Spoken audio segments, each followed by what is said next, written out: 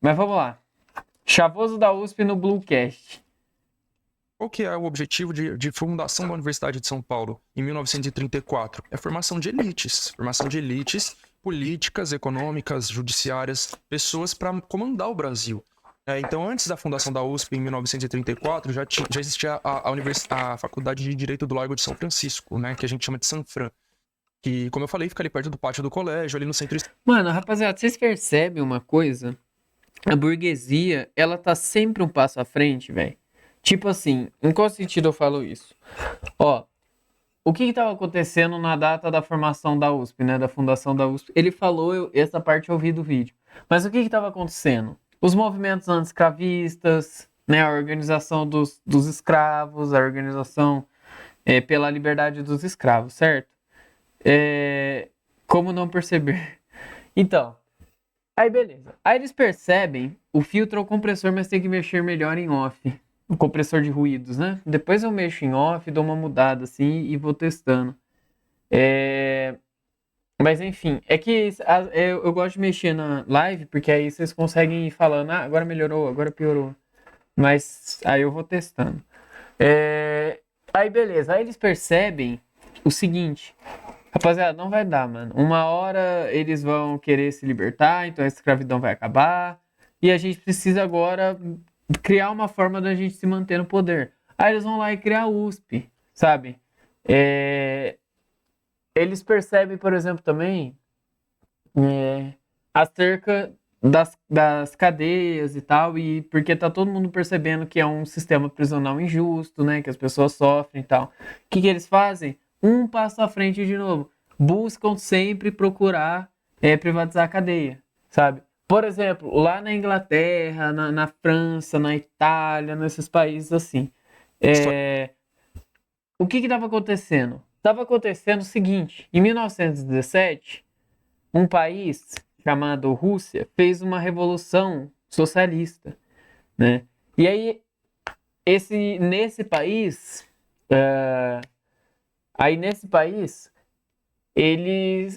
o proletariado tomou poder, né? Aí você percebe, logo em seguida, que os trabalhadores da Inglaterra, da França, da Itália começam a ganhar muitos direitos, diversos direitos. Aí você pensa, nossa, o patrão ficou bonzinho. Não, eles estavam com medo também de acontecer uma revolução socialista no país deles, tá ligado? Então, assim, é muito complicado estar do lado mais pobre, porque a gente sempre tá um passo atrás, sabe? Quando a gente tá um passo à frente, a revolução é certa. Só que eles sempre estão um passo à frente, mano. Sempre. Eles percebem movimentos políticos no mundo e no Brasil também. Eles sempre estão atentos. E para manter o famoso bem-estar social, eles precisam sempre estar um passo à frente. E eles estando um passo à frente, eles fazem isso. Criam universidade, essas coisas assim. Tudo isso para manter o poder deles. Tá ligado? Não é porque eles são bonzinhos, eles não criam uma universidade pro brasileiro ter uma universidade. Não, é só pra formar rico, mano. Tá ligado? Então eles sempre estão um passo à frente. Quando a cidade de São Paulo foi fundada. Que acaba rapidinho na primeira oportunidade. Então, Exato, né? Eu acho que você tá se referindo aos direitos dos trabalhadores, sim? Acaba rapidinho. Ali nessa região tem essa faculdade de Direito, fundada em 1827, que na época o Brasil ainda era um país escravista, né? Então quem estudavam ali era a elite branca, tanto que tem a história do Luiz Gama, né? Que era um homem negro, livre, que tentou estudar lá, foi impedido, a universidade não permitiu que ele estudasse. E mesmo assim ele frequentava as aulas, depois ele, com o conhecimento adquirido, ele começou a advogar e libertou mais de 500 pessoas negras da escravidão ali com o conhecimento jurídico dele. Mas enfim, então, quando foi fundada a USP em 34, né, veio naquele contexto histórico e político do quê? Da era Vargas, né, da chamada Revolução Constitucionalista de 32. Então, tem todo um contexto histórico ali que eu não vou entrar agora, mas o Brasil tinha passado por décadas daquela República Velha, né, onde o poder, a presidência sempre revezava entre um membro da elite de São Paulo e um cara da elite de Minas, né? Por isso a República do Café com Leite, porque o café simboliza São Paulo, leite Minas, e São Paulo era mais principal aí, né? Minas era um pouco mais secundário. Então, basicamente, era o estado de São Paulo que comandava o Brasil durante décadas, né? Revezando com Minas, até que em 30 Vargas vai quebrar esse ciclo, ele, que é do Rio Grande do Sul, assume a presidência. Já volto. Vai lá, Sombra. São Paulo começa a fazer uma oposição, né? A elite de São Paulo começa a fazer uma oposição a isso. Em 1932 vai ter a guerra do estado de São Paulo contra o governo Vargas, onde é perdida essa guerra. E aí, nesse contexto ali de perca dessa hegemonia, de perca desse poder da elite de São Paulo diante do comando do Brasil, ela começa a se articular para fazer coisas para retomar esse poder. E parte disso é a fundação da Universidade de São Paulo em 34. Ela é fundada com esse objetivo, formar quadros da elite paulista para retomar essa hegemonia sobre o controle do Brasil.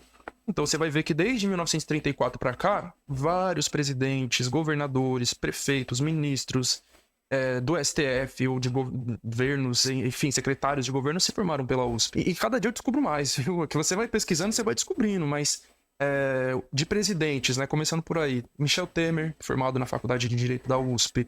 Fernando Henrique Cardoso, formado na FFLeste, a minha faculdade, formado em Ciências Sociais. Jânio Quadros, formado também na Faculdade de Direito. Pensando em governadores, Jânio Quadros José Serra, formado, né? formado na Engenharia, na Escola Politécnica. Paulo Maluf, formado, se eu não me engano, na Poli também. Tem o Mário Covas, também foi formado na Poli, que era o avô do Bruno Covas. Mário Covas foi governador de São Paulo, Mário Covas foi prefeito da cidade de São Paulo. Bruno Covas também formado na Sanfran. Além de Covas como prefeito, o Haddad, que foi prefeito de São Paulo, atualmente ministro da Fazenda, formado também ali, professor da minha faculdade, professor de Ciência Política na FFLeste. Ministros do STF, Alexandre de Moraes é formado na Sanfran, é professor na Sanfran, Ricardo Lewandowski, que se aposentou esse ano, formado e professor na Sanfran, Dias Toffoli, Basicamente a elite intelectual do nosso país, né? formado na Sanfran. Intelectual. Essa semana passada eu descobri que o Alckmin tem um tio que foi ministro do STF, formado na Sanfran também. Na verdade, a família Alckmin é uma família extremamente aristocrática, uma família super tradicional, assim, na política, né? Então, o Alckmin hoje na vice-presidência, ele já teve um primo que foi vice-presidente, um tio ministro do STF, um primo ministro do TSE. Então, é uma família que já vem dessa elite política e econômica, tá ligado? Outras pessoas que estudaram na USP, que são bastante conhecidas, saindo um pouco do meio político, indo mais pro meio artístico e televisivo, Rodrigo Faro estudou na USP, William Bonner estudou na USP, Luciano Huck estudou na Sanfran, e eu descobri semana passada que o pai do Luciano Huck é professor da Sanfran. E com certeza o filho do Luciano Huck vai estudar na Sanfran também, o filho do Temer vai estudar na Sanfran também, o filho do Alexandre de Moraes, então é passado de pai para filho. O que eu quero falar aqui com isso? Essa ideia, tá ligado? De que é só você querer, só você se esforçar, depende de você. Isso não é verdade, tá ligado? Existe toda uma configuração social aí no nosso país, histórica, que já vem de séculos. E tudo foi moldado para que determinadas famílias mandem e outras, a grande maioria, sejam mandadas, né? Obedeçam, né? Então são famílias que estão no poder há séculos. A família do Dória, a família Costa Dória, está no Brasil desde 1549. 500 anos ocupando diversos cargos de poder. Desde o Brasil Colônia, Brasil Império, Brasil República, a família Dória está na política. Então a faculdade então fica tipo, onde era para ser um local para meio que de libertação. Um ambiente de ascensão de vida se torna outra coisa totalmente oposta, né? Para as pessoas, né, mas que não tem o financeiro para pagar uma faculdade particular, poderem ascender na vida, mas na verdade acaba sendo só um meio de perpetuar a desigualdade mesmo, porque gera um ciclo muito grande que algumas pessoas, sempre quando eu falava sobre isso na faculdade, mas tem muito playboy, muita galera que não sabe como é a vida mesmo do pobre. Qual o problema, pô, de ter só rico no... Eu falei, mano, é porque... Qual o problema de ter só rico em universidade?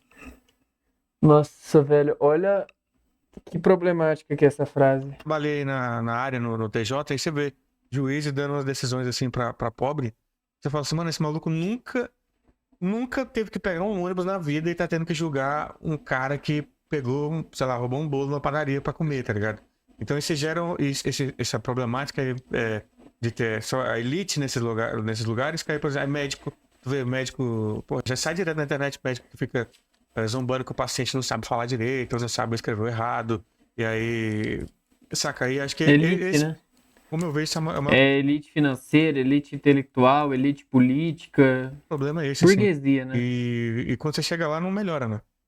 Todos os problemas que você tinha de lidar com dificuldade da escola pública, eu acho que quando você vai pra faculdade depois, fica pior, eu acho, né? Porque você acha que você fica mais deslocado ainda. Uhum. Como é que era pra tu chegar até a faculdade? Tu tinha que pegar quantos ônibus? Lembro que meu irmão passou no UNB, ele tinha que pegar 2 ônibus e um metrô pra ir pra faculdade. Eu pego 2 ônibus e 2 metrô. 2 ônibus e 2 metrôs. Nossa. É isso, ônibus, metrô, ônibus. 2 horas aí de trajeto pra chegar na USP.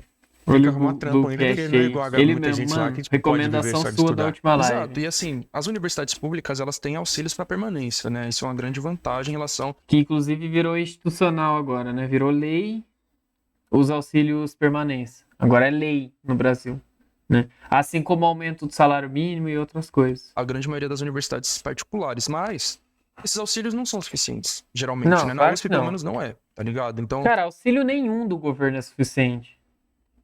Vamos combinar? Ou eu tô falando besteira? Eu acho que nenhum auxílio do governo é suficiente, sabe? Os auxílios do governo deveriam ser muito maiores. Assim, só que auxílio, mano, infelizmente é tapar o sol com a peneira, sabe? O governo teria que dar auxílio e criar medidas para radicalizar a população e coisas nesse sentido assim, né? Mas é foda também, né? Tipo, exigir isso de um governo e tal. Não, são bem pequenos mesmo, sim. o auxílio na USP Então não tô falando bosta, era né? até o ano passado era R$ 400 e agora aumentou pra 500, tá ligado? Porra, quem que consegue se manter na cidade de São Paulo com... Mano, 500 conto em São Paulo, eu acho que não é nem um quarto de um aluguel. Um terço de um aluguel. Metade, sei lá. Em São Paulo. R$ 500 sem precisar fazer outros trabalhos por fora, só focando na faculdade. Vou contar um pouco da minha história. Se vocês quiserem, quem é universitário aí, pode contar de vocês. Eu vim fazer faculdade aqui em Minas, né? Eu sou de Campinas.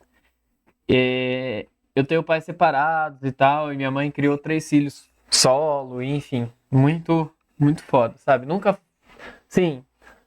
faltou nada pra gente, assim, de básico, sabe? Né? Já faltou, assim, algumas coisas, mas do básico nunca faltou, sabe? Pior que aqui de mal pra uma kitnet bem afastada. Ah, pior que aqui dá mal pra uma kitnet bem afastada. Mocalote, e aí, camarada? Boa noite. Nossa, já chegou estourando já. Em caps lock. Brabo demais. Desculpa a demora. O cara toda vez, velho. Toda vez o cara pede desculpa por demorar. Capaz. Enfim, tô contando aqui a minha história, o Mocalote, um pouquinho, porque a gente tá vendo um podcast um podcast do Thiago Santinelli, que é o Bluecast, que vocês recomendaram pra mim. E aí ele falou sobre auxílio. Então vamos lá.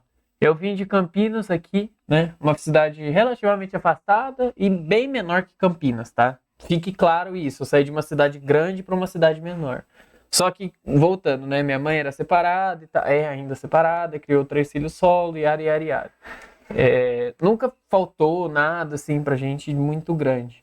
Beleza. Aí você vem pra cá, né? Você não vai ter ajuda financeira dos seus pais se os seus pais são separados e sua mãe não tem condições. Você não vai ter. Então, o que eu fazia? Pega a visão. Eu estudava de manhã, aí eu saía da universidade e ia fazer bico extra, né? A gente aqui chama de extra, mas é o famoso bico, né?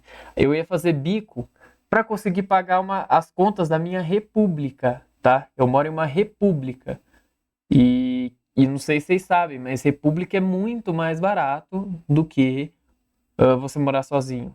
Assim, muito mais, né? Um amigo meu me acolheu aqui e tudo mais, né? Eu divido o quarto lá com o bonitão que vocês sempre falam e tal, né? Então fica muito mais barato. E aí eu fico imaginando, sabe? Tipo, a vida de outras pessoas, que nem na faculdade que eu faço, tem muita pessoa que mora sozinho, sabe? Muita pessoa que mora sozinho, que mora em apartamento no centro. Apartamento no centro é caro, tá? É caro. Aluguel aqui em Poços não é tão barato, tá? Por mais que pareça, Poços disfarça muito bem muitas coisas. Que nem Poços é uma cidade muito racista, mas eles disfarçam muito bem com o turismo. Poços é uma cidade muito elitista, mas eles disfarçam muito bem com o turismo. Poços é uma cidade muito violenta, mas eles disfarçam muito bem com o turismo. E E aí, beleza, né? Aí eu fazia extra. E aí eu ficava imaginando. Porque, não sei se vocês sabem, mas dentro das universidades existem os PETs, né? Programa de Extensão e Tutoria, alguma coisa assim, né? Acho que a Helena vai saber falar melhor. E os PETs, eles foram criados, tem na USP também, né? Eles foram criados para alunos de excelência, né? E aí na Unifal, a bolsa do PET, eu acho que são R$ 600. Cara, de verdade, como que você quer um aluno de excelência dando R$ 600 para ele, sabe? A da USP, o meu professor de física falou, né? Um deles, né? Falou para mim. Na USP, eles te oferecem casa, uma bolsa e o transporte. Assim, você só vai estudar, tá? Você só vai estudar. Você só vai estudar. Mas a universidade te dá condições para você só estudar, né?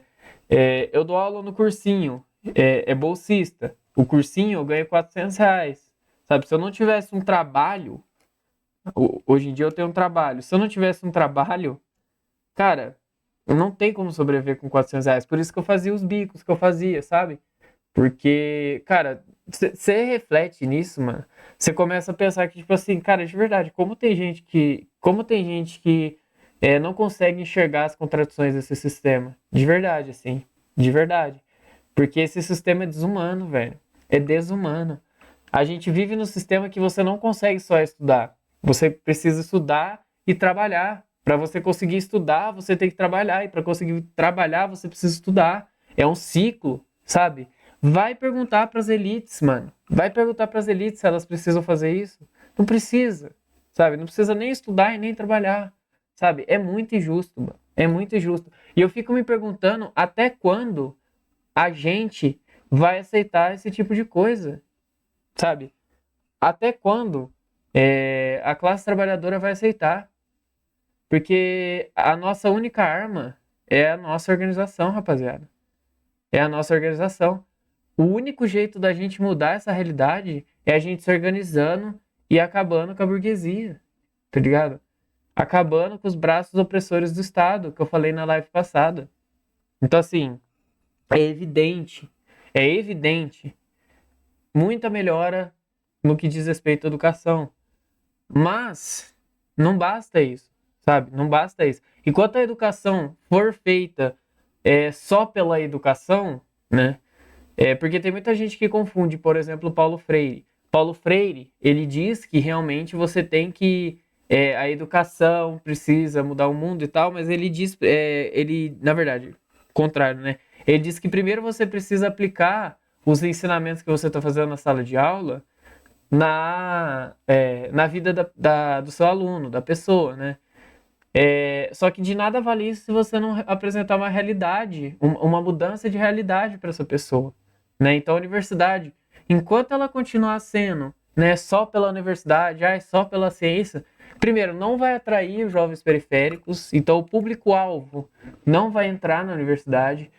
Segundo, não vai evoluir o nosso país, economicamente falando até, não vai evoluir o nosso país. Terceiro, não vai ser não vai ter uma perspectiva, né? Perspectiva de vida, de mudança de vida das pessoas, tá ligado? Não sei se eu já falei, mas o meu amigo passou em oitavo na acho que é o enfim, o RGS. Agora ele trabalha de barbeiro porque não conseguiu ir pro Porto Alegre. Exato, mano. Exatamente. E no que ela exige de nós, que é muito, tá ligado? É Então, muito, é não verdade isso daí. É muito. A carga que a gente tem que ter numa universidade é muito grande, mano. É muito grande. Eu vou falar de cursos de exatos, eu não sei cursos de humanos. Mas é muito grande, mano. Eu tenho uma lista pra fazer de 150 exercícios, velho. 150 exercícios de uma matéria que é Física 3, eletromagnetismo. Cara, isso é bizonho. Isso não é bizarro, isso é bizonho, tá? É foda, mano. É foda. Enquanto a nossa classe não perceber, enquanto a gente não tiver consciência de classe, enquanto os patriotas lá ficar achando que eles pertencem a uma elite, não sei o quê, não vai mudar, mano. Nós brasileiros não somos ricos, velho. Caralho, 150? O que eu falei de 150? Esqueci. É possível, sabe? As pessoas recebem auxílio e tem que continuar trabalhando. Ah, 150 exercícios. Sim, mano, 150 E exercícios. agora, nesse momento, né, a USP tá em greve, nós, Eu esqueci o que eu estudantes, falei. os trabalhadores estão apoiando a greve também, professores, funcionários. Em parte por isso, né, Para de me julgar. Eu tava aqui num pensamento muito profundo. pelo Até aumento cuspi. dos auxílios e pela contratação de mais Vai se ferrar, professores. Porque velho. a Vocês USP são também tá foda. passando por isso, desde 2015, 14, na verdade.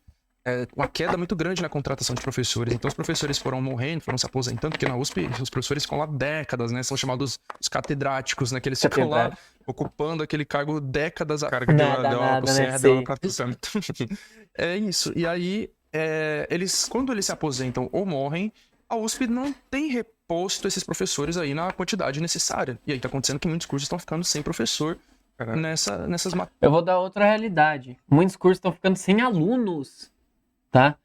Muitas universidades estão sem alunos. A minha universidade,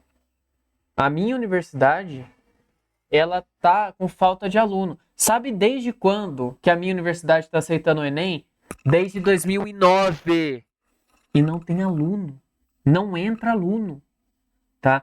Isso é um fenômeno. Isso é um fenômeno que a galera de ciências sociais enfim, geografia, essas coisas assim, né, das humanas, né, tem que estudar, mano. Porque isso é bizarro, sabe? Isso é bizarro. Eu escuto muita gente falando, porque o jovem não quer saber de nada, porque o jovem só quer saber de TikTok. Mas não deve ser só isso, tá? Não deve ser só isso. Porque, sabe o que é o problema? Ó, eu não fiz uma pesquisa, tá? Eu não sou formado ainda em alguma coisa em relação às ciências humanas. Eu vou falar de experiências que eu conheço, tá? Vou falar de experiências de pessoas que eu conheço. A galera foi embora da faculdade porque não tinha condição de continuar na cidade, tá? Então não tem nada a ver com o jovem não quer saber de nada, o jovem só quer dinheiro fácil, não sei o que não, velho. Inclusive, isso é um discurso racista, tá? Nada contra professores antigos. Tive muito professor coroa bom, muito professor coroa foda. Mas tem mesmo, mas tem de ter renovação mesmo. Tem, velho, tem. Eu tive também muito professor coroa bom e tenho ainda. Mas primeiro renovar pela linguagem, né? Pelos métodos e etc. O jovem está tendo que buscar corrida. O jovem está tendo que buscar corrida de Uber para bancar estudo. E olha lá, nem bancar consegue exatamente, mano. Não é como se fosse só.